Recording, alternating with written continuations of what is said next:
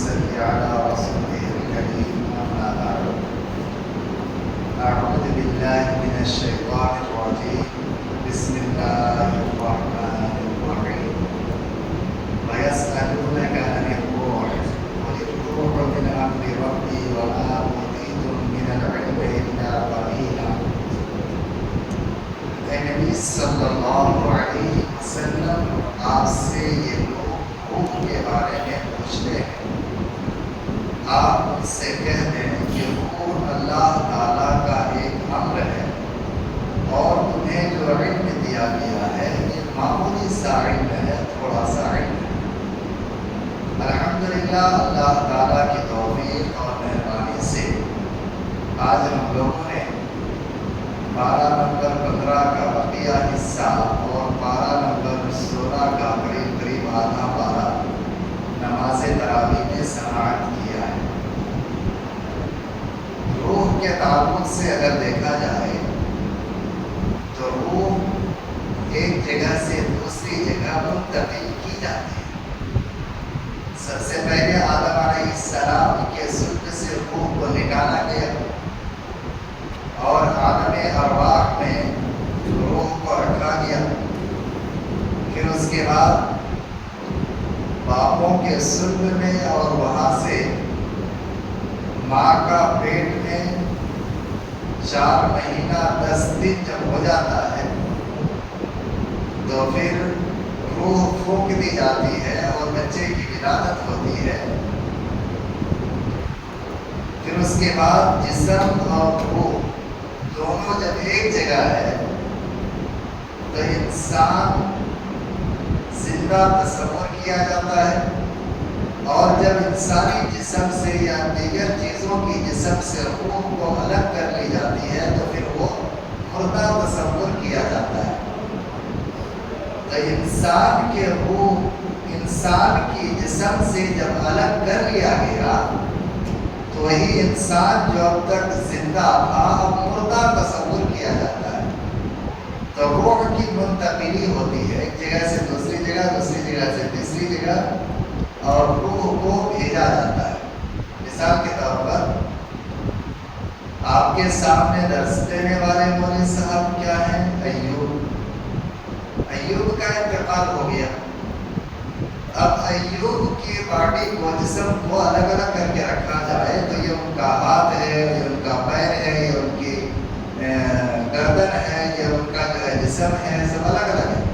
پھر ایوب ہے کہاں؟ یہ تو ڈیڈ باڈی ہے، ایوب ہے کہاں؟ تو معلوم یہ ہوا کہ روح کی منتقلی ہوتی ہے۔ تو روح کو جب جسم سے نکال لیا گیا تو پھر وہ آدمی مردہ تصور کیا جاتا ہے اور اسی کو موت سے تعبیر کیا گیا۔ لہذا کوئی اگر اس چیز کو دلیل بنا کر کے یہ کہتا ہے کہ نبی صلی اللہ علیہ وسلم کا انتقال نہیں ہوا، آپ صلی اللہ علیہ وسلم پردہ کر گئے، تو یہ غلط ہوگا، کیونکہ اللہ تعالیٰ کے علاوہ جتنی بھی مخلوقات ہیں، جتنی بھی جاندار ہیں، ہر نفس کو، ہر ذی روح کو موت کا مزہ چکھنا ہے، اور نبی صلی اللہ علیہ وسلم بھی موت سے دوچار ہوئے ہیں۔ پھر بعد آگے اللہ رب العزت نے اس بات کو واضح کیا کہ حضرت موسیٰ علیہ السلام کو 9 معجزات دیا گیا تھا۔ حقیقت تو یہ ہے کہ 9 سے زیادہ معجزات موسیٰ علیہ السلام کو دیا گیا تھا، جیسے ہاتھ، لاٹھی، کنمل، زفادر، اور اسی طریقے سے طوفان، جراد۔ تو یہ چیزیں جو ہیں حضرت موسیٰ علیہ السلام کو دی گئی۔ اس آیت میں جو اللہ تعالیٰ نے کہا وَلَقَدْ آتَيْنَا مُوسَىٰ 9 آیات بینات، یہ 9 واضح معجزات موسیٰ علیہ السلام کو دیا گیا تھا۔ تو عبداللہ بن عباس رضی اللہ عنہ بیان فرماتے ہیں، اور بعض مفسرین کرام بھی لکھتے ہیں کہ یہ وہ معجزات ہیں جن کو فرعون اور قبطی قوم نے دیکھا ہے، اور جن معجزات کو نہیں دیکھا ان کو ملا لیا جائے تو 9 سے زیادہ معجزات حضرت موسیٰ علیہ السلام کو دیا گیا تھا۔ لاٹھی کا زمین میں چھوڑ دیا جانا، لاٹھی کا سانپ بن جانا، اژدہا بن جانا، جادوگروں کی چیزوں کو کھا لینا، اسی طریقے سے لاٹھی کا سمندر پر مارنا اور اس سے راستہ نکل آنا، پھر لاٹھی کا پتھر کو مارنا اور پتھر سے 12 چشموں کا نکلنا، پھر میدان تیہ میں دیکھا جائے تو منا سلوا کا نزول، بادل کا سایہ کرنا، پھر جو ہے حضرت موسیٰ علیہ السلام کی نگاہوں کے سامنے 70 بنی اسرائیل کی موت، پھر ان کو زندہ کیا جانا، اور پھر ان لوگوں کا اللہ رب العزت سے بات چیت کرنا، موسیٰ علیہ السلام کا اللہ تعالیٰ سے بات چیت کرنا۔ معجزات تو موسیٰ علیہ السلام کی زندگی میں بھرے پڑے ہیں، لیکن یہاں پر جن 9 معجزات کا ذکر ہے یہ وہ معجزات ہے جس کو فرعون اور قبطی قوم نے دیکھا ہے۔ پھر آگے سورہ کہف شروع ہوتا ہے۔ سورہ کہف کہا جاتا ہے غار کو، تو اصحاب الکہف کا واقعہ جو بیان ہوا ہے اسی مناسبت سے اس سورہ کا نام سورۃ الکہف ہے۔ اس سورہ کو جمعہ کے دن پڑھنا مسنون ہے، اور اس کی فضیلت یہ بیان کی جاتی ہے کہ زمین آسمان بھر کر کے اللہ تعالیٰ اس سورہ کو پڑھنے والے کو روشنی عنایت کرے گا۔ یہ روشنی کی بڑی ضرورت پڑنے والی ہے۔ قبر کے اندر میدان محشر میں پلصراط کو پار کرتے ہوئے ہمیشہ روشنی کی ضرورت پڑے گی۔ کیوں؟ جب میدان محشر میں تاریکی چھا جائے گی اور لوگوں کو ایمان کے بقدر روشنی دے دی جائے گی، منافقین کو بھی روشنی دی جائے گی، پھر اللہ تعالیٰ منافقین کی روشنی کو ختم کر دے گا، ایمان والوں کی روشنی باقی رہے گی۔ منافقین کہیں گے کہ اے مومنوں، کل تمہارے ساتھ زندگی ہم بتائے ہیں، ہم نمازیں پڑھا کرتے تھے، روزہ رکھا کرتے تھے، اللہ اس کے رسول پر ایمان رکھتے تھے، تم اپنا نور کا کچھ حصہ مجھے بھی دو اور مجھے بھی ساتھ لے کر کے چلو۔ لیکن مومنین انکار کر جائیں گے، نہیں، اللہ نے تجھے بھی روشنی دی ہے، مجھے بھی روشنی دی ہے، لہذا میں اپنی روشنی میں تجھے لے کر کے نہ جاؤں گا۔ اور اللہ تعالیٰ منافقین اور مومنین کے درمیان پردہ کو عائد کر دے گا۔ جب یہ مومنین پلصراط میں پہنچیں گے تو پل، اس کی روشنی پل میں جو ہے ضرورت پڑے گی، چونکہ پل بہت باریک ہوگا اور جہنم کے اوپر اس پلصراط کو رکھا جائے گا۔ جہنم کی آگ کا رنگ کیسا ہے؟ عمومی طور پر ہمارے دل و دماغ میں بات یہ آتی ہے کہ آگ کا رنگ لال ہے، اس سے روشنی پھوٹتی ہے، یہی بات ہے نا، لیکن حقیقت حال یہ ہے کہ جہنم کی آگ کا رنگ بالکل سیاہ ہے، کالا ہے۔ 3000 سال تک جہنم کی آگ کو دھتکایا گیا، 1000 سال تک بالکل لال، پھر 1000 سال تک بالکل سفید، پھر 1000 سال تک بالکل کالا ہو گیا۔ جب جبریل علیہ السلام نے اللہ تعالیٰ سے اس بات کا تذکرہ کیا تو اللہ تعالیٰ نے کہا کہ چلو اس کو رہنے دو، تو کافی ہے۔ اور دنیاوی آگ کے مقابلے میں جہنم کی آگ دیکھا جائے تو 70 گنا زیادہ پاورفل ہے، 70 گنا زیادہ۔ تو آگ کا رنگ بالکل کالا ہے، تو وہاں بھی روشنی کی ضرورت پڑے گی۔ تو جو شخص چاہتا ہے کہ اپنی روشنی بڑھائے، اپنا نور بڑھائے، ان کو چاہیے کہ جمعہ کے دن ضرور سورۃ الکہف کی تلاوت کرے، اللہ تعالیٰ بہت زیادہ روشنی ان کو عنایت کرے گا۔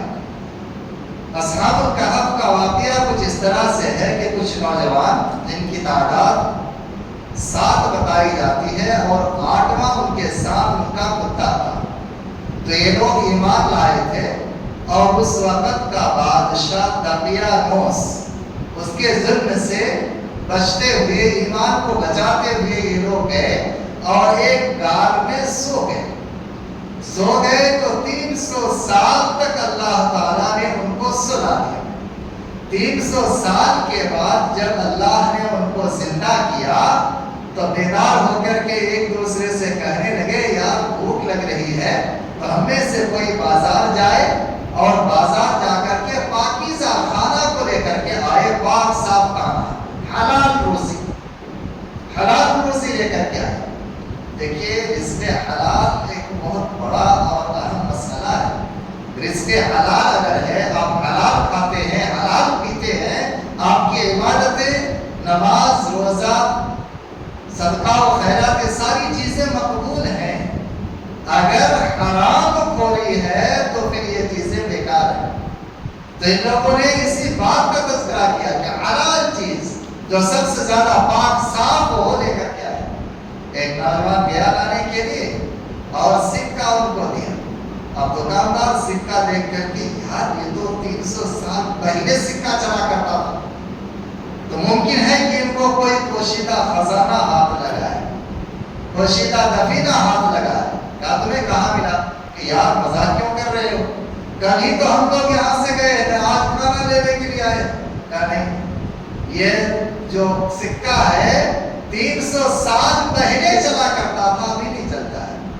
اور اس وقت جو بادشاہ تھا دقیانوس، اب ان کی تخت پلٹ چکی تھی اور مسلمان بادشاہ بن چکا تھا۔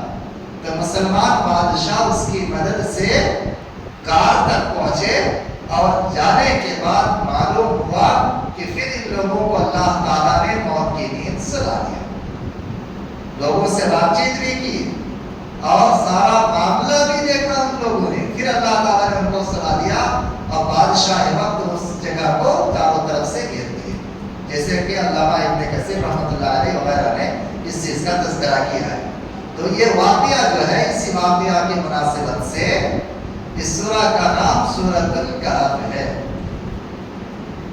مکہ کے جو کفار مشرکین تھے، ان لوگوں نے یہودیوں کے پاس جا کر کے سوال کیا، پوچھا کہ بھئی ہمارے بیچ ایک شخص ہے محمد صلی اللہ علیہ وسلم، تو یہ نبی ہونے کا دعوے دار ہے، تو کچھ ایسی چیزیں آپ بتلائیں کہ ہم کو معلوم ہو جائے کہ واقعتاً یہ نبی ہے یا نہیں ہے۔ تو یہودیوں نے 3 سوالات دیے تھے۔ ایک سوال کہ روح کے بارے میں پوچھنا، دوسرا سوال کہ اصحاب کہف کے بارے میں پوچھنا، اور تیسرا سوال کہ ذوالقرنین بادشاہ جو ہے اس کے بارے میں ان کو پوچھنا۔ دونوں باتیں تو آ گئی۔ تیسری بات کیا ہے؟ ذوالقرنین بادشاہ ایک نیک بادشاہ گزرے۔ ذوالقرنین، قرن کہتے ہیں سینگ کو، کہ واقعتاً ان کے سر پر 2 سینگ تھے۔ قرن کہتے ہیں بالوں کا لٹ کو، تو یہ بالوں کو باندھ کر کے 2 لٹ 2 طرف لٹکاتے تھے، اس مناسبت سے اس کو ذوالقرنین کہا جاتا ہے۔ قرن کہا جاتا ہے سورج کی شعاعیں، سورج کی روشنی، جو کہ مشرق سے مغرب تک ان کی حکومت تھی۔ تو سورج اٹھنے کی جگہ پر اور سورج ڈوبنے کی جگہ پر یہ پہنچے، دونوں قرنوں کو دیکھا، اسی مناسبت سے اس کو ذوالقرنین کہا گیا۔ اور اس میں ایک بات یہ بھی کہی جاتی ہے کہ اللہ رب العزت نے اس کو اتنا زیادہ نیک اور پارسا بنایا اور اس طرح کی حکومت نصیب فرمائی کہ مشرق سے مغرب تک ہر جگہ ان کا سکہ چلا، اور یہ مشرق سے مغرب تک کا سفر بھی کیا۔ مغرب جب یہ پہنچ گئے تو وہاں پر انہوں نے دیکھا کہ سورج ایسا معلوم ہو رہا ہے کہ دلدل کے بیچ غروب ہو رہا ہے، ڈوب رہا ہے۔ وہاں کے لوگوں نے ان سے بات چیت کیا اور کہا کہ دیکھیے بادشاہ سلامت، ہمارے بیچ یاجوج ماجوج آتا ہے اور یہ لوگ بڑا بھاری جو ہے فساد مچا رکھا ہے۔ تو ذوالقرنین بادشاہ سے جب ان لوگوں نے مباحثہ کیا تو اس بادشاہ نے کہا کہ ٹھیک ہے، ہمیں کچھ لوگوں کی ضرورت ہے، روپیہ پیسہ کی ضرورت نہیں ہے، اشیاء کی ضرورت نہیں ہے، لوگوں کی ضرورت ہے، تاکہ اس کے ذریعے سے ہم کام لیں۔ اور پھر اس راستہ کو کہ 2 پہاڑ کے بیچ سے جہاں سے یاجوج ماجوج آتے تھے، ذوالقرنین بادشاہ نے بند کر دیا۔ تو بڑے بڑے چتراؤں کو 2 طرف لگایا، اس میں آگ سلگائی اور شیشہ وغیرہ کو پگھلا کر کے، تانبا وغیرہ کو پگھلا کر کے مضبوط دیوار تعمیر کر دی۔ تو یاجوج ماجوج 22 قبیلہ سے تھا۔ 22 قبیلوں میں سے 21 قبیلہ کے لوگوں کو بند کر دیا گیا اس دیوار کے آڑ میں، اور ایک قبیلہ کو چھوڑ دیا گیا، اور اس کا نام کہا جاتا ہے ترک قبیلہ۔ ترک قبیلہ، میں اس تاریخ کی طرف نہیں جاؤں گا، شخصیات کی طرف جانا نہیں چاہتا۔ تو درا کا صحت ترک یعنی چھوڑ دیا گیا۔ تو یاجوج ماجوج کا 21 قبیلہ کو بند کر دیا گیا، ایک قبیلہ کو چھوڑ دیا گیا۔ اس کے بعد بادشاہ نے کہا کہ اللہ رب العزت کی توفیق اور مدد سے ہم نے اس دیوار کو تعمیر کر دی، جب تک اللہ تعالیٰ چاہے گا یہ دیوار ویسے ہی باقی رہے گی۔ جب اللہ تعالیٰ چاہے گا وہ دیوار ٹوٹ جائے گی یا دیوار کو چاٹ کر کے ختم کر دیا جائے گا۔ جیسا کہ مسلم شریف کی روایت آتی ہے کہ آپ صلی اللہ علیہ وسلم سوئے ہوئے تھے اور اٹھ کر کے بیٹھے، تب گھبرائے سے تھے۔ اللہ کے رسول کیا بات ہے؟ تو نبی صلی اللہ علیہ وسلم نے فرمایا کہ ذوالقرنین بادشاہ نے جو دیوار تعمیر کی تھی، اس دیوار کا اتنا حصہ کھل گیا ہے، اتنا حصہ کھول دیا گیا، یعنی یاجوج ماجوج باہر آنے والے ہیں۔ یاجوج ماجوج یہ بھی اولاد آدم میں سے ہی ہیں، لیکن بڑا فسادی ہے، تو ان کو اس دیوار کے آڑ میں بند کر دیا گیا۔ اب قرب قیامت کے ٹائم جب حضرت عیسیٰ علیہ السلام کا نزول ہوگا اور عیسیٰ علیہ السلام کی حکومت قائم ہوگی، دجال کا قتل ہوگا، یہودیوں کا خاتمہ ہو جائے گا، عیسائیوں کی صلیبیں توڑ دی جائیں گی اور بد جانور ختم کر دیا جائے گا، اس وقت جو ہے یاجوج ماجوج کا خروج ہوگا، اور یاجوج ماجوج وغیرہ تبریہ وغیرہ سے جو گزریں گے تو پانیوں کو پی پی کر کے ختم کر دیں گے، زمین پر جتنے لوگ سامنے آئیں گے سارے لوگوں کو قتل کر دیں گے، یہاں تک کہ حضرت عیسیٰ علیہ السلام اور مسلمان پہاڑ کے کوہ میں پناہ گزین ہوں گے اور دیگر چیزوں کو یاجوج ماجوج ختم کر دیں گے۔ مسلمانوں کے پاس خورد و نوش کے اشیاء ختم ہو جائیں گے، یہاں تک کہ ایک لقمہ اناج کے بدلے میں یہ لوگ گائے کے سر کے برابر سونا دینا چاہیں گے کہ گائے کے سر کے برابر سونا لے لو اور ایک لقمہ اناج دے دو تاکہ ہم کھائیں، اپنی بھوک ختم کریں۔ یہ عالم ہوگا عیسیٰ علیہ السلام اور ان کے ماننے والوں کا جب یاجوج ماجوج کا خروج ہوگا۔ تو اس وقت جو ہے عیسیٰ علیہ السلام اللہ سے دعا کریں گے، اللہ تعالیٰ عیسیٰ علیہ السلام کی دعا کو قبول کرے گا اور یاجوج ماجوج کی کتیوں پر کیڑا پیدا کر دے گا، جس سے یاجوج ماجوج کا خاتمہ ہو جائے گا۔ یاجوج ماجوج کا خاتمہ ہوگا، زمین پر گر کر کے مر کے پڑ رہے اور ان کی چربیاں زمین پر لگیں گی، بدبو پھیلنی شروع ہوگی۔ پھر عیسیٰ علیہ السلام دعا کریں گے تو اللہ رب العزت آسمان سے چڑیوں کو بھیجے گا، ایک ایک چڑیا 3 لاشوں کو پکڑ کر کے سمندر میں گرائے گی۔ پھر اللہ تعالیٰ بارش برسائے گا اور پوری زمین پاک صاف کر دی جائے گی، اور اس وقت جو یاجوج ماجوج کی چربی زمین پر گری ہے تو اس چربی کی وجہ سے زمینی پیداوار بہت زیادہ بڑھ جائے گا، یہاں تک کہ ایک بکری کا دودھ پورا گھر والے مل کر کے پی کے ختم نہیں کر سکیں گے، اور ایک گائے کا دودھ پورا خاندان کے لوگ پی کے ختم نہیں کر پائیں گے، ایک اونٹنی کا دودھ پوری بستی والے مل کر کے پینا چاہیں گے پی نہیں پائیں گے۔ یہ عالم ہوگا۔ تمہارے کہ یاجوج ماجوج جو آیا کرتے تھے تو اس کا دروازہ کو، اس راستے کو جو 2 پہاڑ کے بیچ سے آتے تھے، تو حضرت ذوالقرنین بادشاہ اس نے کیا کر دیا؟ بند کر دیا۔ بارکہ بات دوسری طرف جا رہی تھی، اس لیے میں معذرت کے ساتھ باتوں کو پلٹ لایا کہ اس طرح سے جو ہے ان کا دروازہ بند ہو گیا۔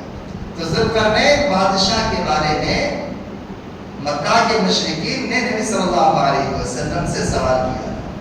سورہ کہف میں ایک اہم واقعہ کا ذکر ہوا کہ ایک مرتبہ موسیٰ علیہ السلام خطبہ دے رہے تھے اور ایسی بہترین تقریر کی کہ لوگوں کی نگاہیں اشک بار ہو گئی، لوگ رونے لگے ان کی تقریر کو سن کر کے۔ اس کے بعد لوگوں نے سوال کیا کہ موسیٰ علیہ السلام، اس وقت روئے زمین پر سب سے بڑا دین کا جانکار کون ہے؟ موسیٰ علیہ السلام نے کہا کہ اس وقت روئے زمین پر دین کا سب سے بڑا جانکار شخص میں ہوں، مجھ سے بڑا جانکار کوئی ہے نہیں۔ کہنا کیا تھا؟ واللہ عالم، اللہ بہتر جانتا ہے، لیکن موسیٰ علیہ السلام نے کیا کہہ دیا کہ میں سب سے بڑا جانکار۔ اللہ تعالیٰ نے کیا کیا؟ موسیٰ علیہ السلام سے کہا کہ دیکھو تمہیں جو علم دیا گیا ہے اس کے برخلاف دوسرا علم خضر علیہ السلام کو دیا گیا۔ اب موسیٰ علیہ السلام کے دل کے اندر جستجو پیدا ہوئی کہ ہم خضر علیہ السلام کے پاس جائیں گے اور ان کا علم کو سیکھیں گے۔ موسیٰ علیہ السلام کو نشاندہی کر دی گئی کہ فلاں طرف سے آپ جائیں، مجمع البحرین میں ان کو آپ پا جائیں گے، یہ سبز رنگ کا چادر اوڑھ کر کے سوئے ہوئے ہوں گے۔ موسیٰ علیہ السلام نے یوشع بن نون کو اپنے ساتھ لیا اور مچھلی کو تن لیا، کہا یہ مچھلی جہاں پر زندہ ہو جائے جان لو کہ وہیں پر ہے۔ اب موسیٰ علیہ السلام نے یوشع بن نون سے کہا کہ جہاں پر مچھلی زندہ ہو جائے تم مجھ کو فوراً یاد دلانا کہ مچھلی زندہ ہو گئی۔ اب جا رہے ہیں، جاتے جاتے ایک بڑا چٹان کے چھاؤں پر آرام کرنے لگے۔ موسیٰ علیہ السلام سو رہے ہیں اور اس کے ساتھ یوشع بن نون بیٹھے ہوئے، اتنے میں مچھلی زندہ ہو گئی، تلی ہوئی مچھلی زندہ ہو گئی اور تڑپتے ہوئے پانی میں جا کر کے گر گئی۔ اب پانی سے تیرتے ہوئے جہاں سے یہ مچھلی گئی وہاں پانی میں سوراخ پڑ گیا۔ پانی میں عمومی طور پر سوراخ پڑتا ہے؟ نہیں پڑتا ہے، لیکن مچھلی جو تیر کے گئی تو سوراخ پڑ گیا پانی میں۔ اب موسیٰ علیہ السلام جب بیدار ہوئے، ارے ٹائم بہت زیادہ ہو گیا، چلو جلدی چلیں گے۔ بہت دور تک چلے گئے، کہا یار بھوک لگ رہی ہے، ذرا روٹی نکالو، مچھلی نکالو، کچھ کھا پی لیں۔ مچھلی تو زندہ ہو کر کے ندی میں چلی گئی۔ اسی جگہ کی تو تلاش تھی ہمیں، تم بتائے کیوں نہیں؟ کہ بھول گئے۔ شیطان نے بھلا دیا۔ پھر وہاں سے نشانات قدم کو دیکھتے ہوئے پلٹ کر کے آئے اور اس جگہ پہنچ گئے۔ جا کر کے اس نے سلام کیا، السلام علیکم ورحمۃ اللہ وبرکاتہ۔ خضر علیہ السلام نے جواب دیا اور کہا کہ آپ کون ہیں؟ کہا میں موسیٰ، کہ بنی اسرائیل کا موسیٰ ہے؟ کہا میں بنی اسرائیل کا موسیٰ نبی ہوں۔ پھر یہاں پر کس بات کے لیے آنا ہو؟ بس آپ کے پاس علم حاصل کرنے کے لیے آئے۔ خضر علیہ السلام نے کیا جواب دیا؟ علم حاصل کریں گے تو آپ صبر نہیں کر پائیں گے، ہرگز صبر نہیں کر پائیں گے۔ موسیٰ علیہ السلام ضد آ گئے، نہیں میں تو صبر کروں گا، انشاءاللہ میں ضرور صبر کروں گا۔ کہ دیکھیے میرے ساتھ چلیں گے تو ہرگز صبر نہیں کر پائیں گے، ٹھیک ہے؟ جب آپ ضد کر رہے ہیں تو میرے ساتھ چلیں، لیکن ہر چیز میں ٹوک ٹاک مت کرنا۔ باتوں کو باتونی کہا جائے تو رائے گا ماحول، باتونی، بات پر کھاوا کا فالتو کی ٹپنی کریں گے۔ خضر علیہ السلام نے روک دیا، نہیں فالتو گیری نہیں، میں جو کچھ کروں تم اس کو دیکھ لینا، بس ٹوک ٹاک مت کرنا۔ کہا نہیں ٹوک ٹاک نہیں کرنا۔ چل رہے ہیں، کچھ بچے ندی کے کنارے تیر رہے ہیں، کھیل رہے ہیں، ایک بچہ کو بلا کر کے خضر علیہ السلام نے قتل کر دیا۔ اب موسیٰ علیہ السلام بڑھتے کہ آپ نے ایک نفس کو قتل کر دیا، کیوں آپ نے اس طرح سے قتل کر دیا؟ تو غلط ہے نا۔ خضر علیہ السلام نے کہا کہ میں نے کہا تھا نا کہ آپ میرے ساتھ صبر نہیں کر پائیں گے۔ کہا ٹھیک ہے ٹھیک، یہ جان بوجھ کر کے نہیں، انجانے میں غلطی ہوئی تھی موسیٰ علیہ السلام سے۔ پھر آگے جا رہے ہیں، کشتی پر سوار ہوئے، کشتی والوں نے ان لوگوں سے پیسے نہیں لیا۔ جب یہ کشتی سے اس پار گئے اور اتر گئے تو تو ایک تخت کو پکڑ کر کے خضر علیہ السلام نے کھینچ دیا اور تختے کو ایڈار کر دیا۔ اب موسیٰ علیہ السلام پھر ٹوک دیے کہ کشتی والے نے ہمارے ساتھ احسان کیا، پیسے نہیں لیا، کرایہ نہیں لیا، اور انہیں کے کشتی کو آپ نے ایڈار کر دیا۔ پھر موسیٰ علیہ السلام سے خضر علیہ السلام نے کہا کہ میں نے کہا تھا نا کہ آپ صبر نہیں کر پائیں گے، پھر آپ نے ٹوک دیا۔ کہا ٹھیک ہے، آئندہ اگر میں نے آپ کو ٹوک دیا تو آپ کی یا ہماری یہ جدائی ہے۔ کہ ٹھیک چلو۔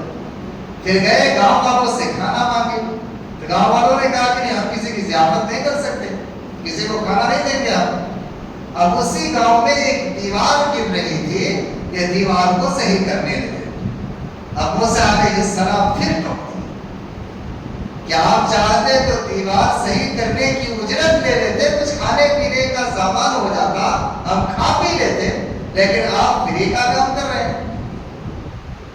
اب خضر علیہ السلام نے کہا کہ یہ آپ کی اور میری جدائی ہے، آپ سے میں نے کہا تھا کہ آپ صبر نہیں کر پائیں گے، 3 کام ہم نے کیا، تینوں مرتبہ آپ نے ٹوک دیا۔ سنو، جس بچے کو میں نے قتل کیا، یہ بچہ بڑا ہو کر کے اپنے والدین کو کفر پر، شرک پر ملبس کر دیتا، تو اللہ تعالیٰ نے جو علم مجھے دیا، اس علم کے ذریعے سے میں پہچانا اور اس بچے کو قتل کر دیا۔ اب ان کے والدین صبر کر لیں گے، اللہ سے دعا کر لیں گے، اللہ تعالیٰ دوسری اولاد ان کو دے دے گا۔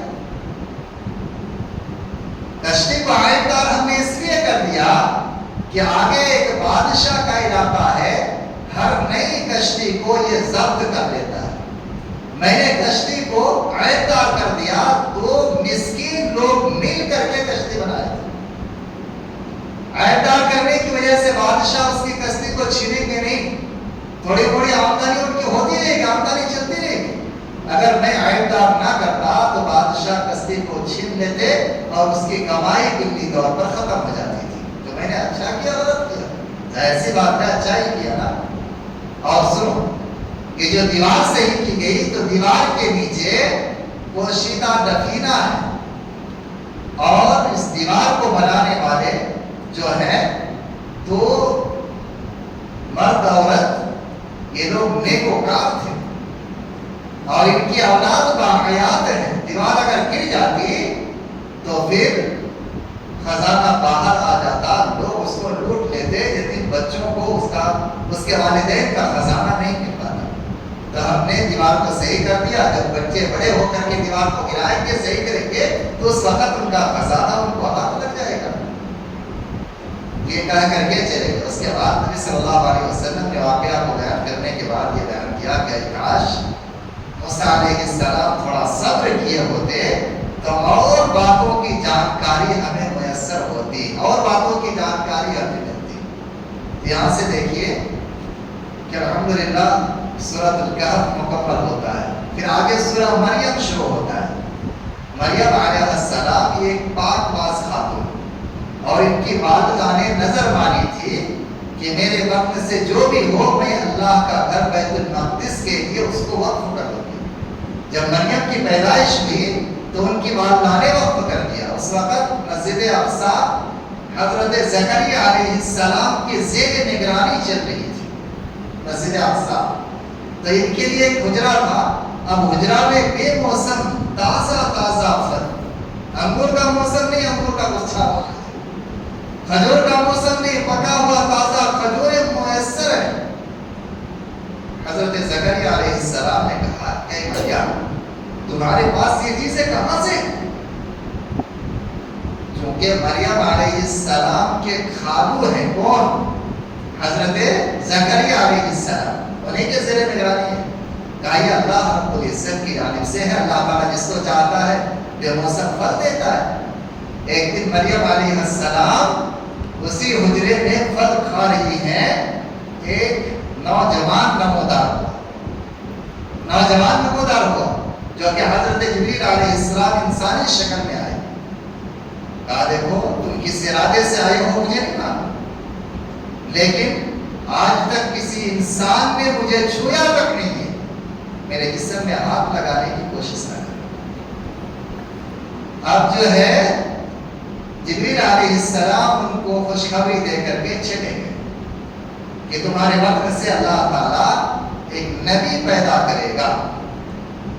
اب مریم علیہ السلام دعا کر رہی ہے، پروردگار عالم کسی انسان نے مجھے چھوا تک نہیں ہے اور میرے پیٹ سے تو بچہ پیدا کرے گا، یہ تو بڑی عار کی بات ہے۔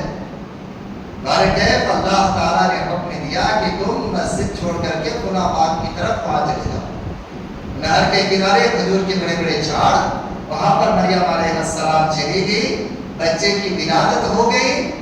اب بچہ جو ہے 3 دن کا ہے، مریم علیہ السلام کو اللہ تعالیٰ نے حکم دیا کہ تم واپس جاؤ۔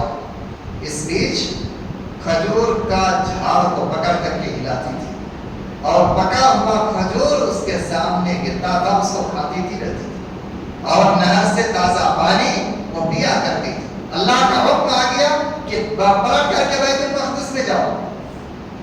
کہا کہ پروردگار عالم لوگ ہم سے پوچھیں گے تمہیں کیا جواب دو کہ تمہیں بیٹا کہاں ملا جبکہ تمہارا شوہر نہیں ہے؟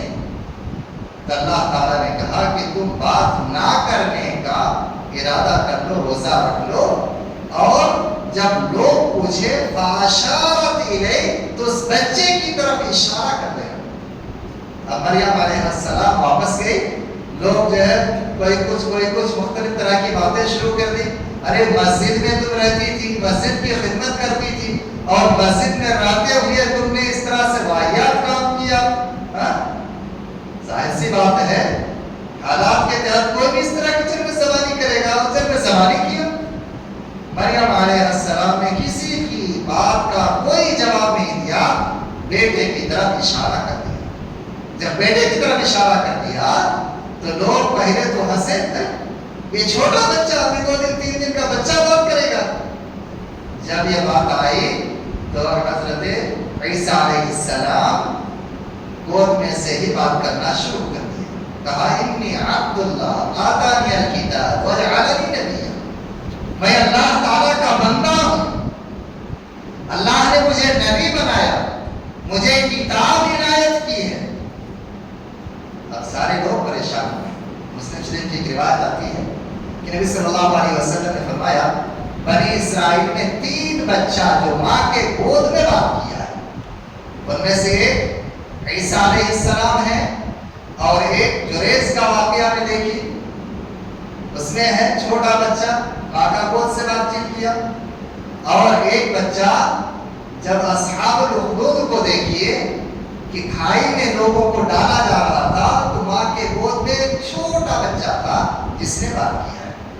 اور ایک واقعہ ملتا ہے جو کہ غالباً ترمذی کی روایت ہے کہ ایک خاتون اپنے بیٹے کو دودھ پلا رہی ہے، وہاں سے ایک آدمی گزرا جو کہ ٹھاٹ باٹ سے گھوڑے پر سوار ہو کر کے نوکر چاکر کے ساتھ گزرا، تو اس کی ماں کہنے لگی اللہ میرے بیٹے کو تو اس طرح سے شان و شوکت والا بنانا، اس طرح سے اچھا بنانا۔ پھر اس کے کچھ دیر بعد ایک لوٹی وہاں سے لے جایا جا رہا تھا، اور لوٹی کو مارا پیٹا جا رہا تھا کہ بدکار بدشرم، تو معاشرے میں نوجوانوں کو بگاڑتی ہے، لوگوں سے مقابلہ کرتی ہے، اس طرح کی باتیں کہی جا رہی تھی اور مار پیٹ کر کے لے جایا جا رہا تھا۔ تو یہ عورت دعا کرنے لگی پروردگار عالم میرے بیٹے کو اس عورت کی طرح بدچلن نہ بنانا۔ اب وہ چھوٹا بچہ جو دودھ پی رہا تھا دودھ پینا چھوڑ دیا اور کہنا شروع کیا کہ امی جان آپ یہ دعا کریں کہ اللہ تعالیٰ اس خاتون کی طرح مجھے پارسا بنائے۔ ابھی جو تو دعا کر رہی تھی کہ اس نوجوان کی طرح میرے بیٹے کو بنانا، وہی نوجوان جو پیسے کے آڑ میں آ کر کے، جوانی کے آڑ میں آ کر کے جوانی کا عوض بنانا چاہ رہا تھا، اس عورت کو زنا کرنے پر یہ زبردستی کر رہا تھا، لیکن یہ عورت جب تیار نہیں ہوئی تو اس عورت کو بدنام کیا جا رہا ہے۔ اصل گنہگار تو وہ ہے، یہ عورت کو بادشاہ ہے۔ اس طرح سے 3-4 خواتین کا ذکر ملتا ہے جو ماں کے گود میں، 3-4 بچوں کا ذکر ملتا ہے جو ماں کے گود میں جو ہے انہوں نے بات چیت کیا۔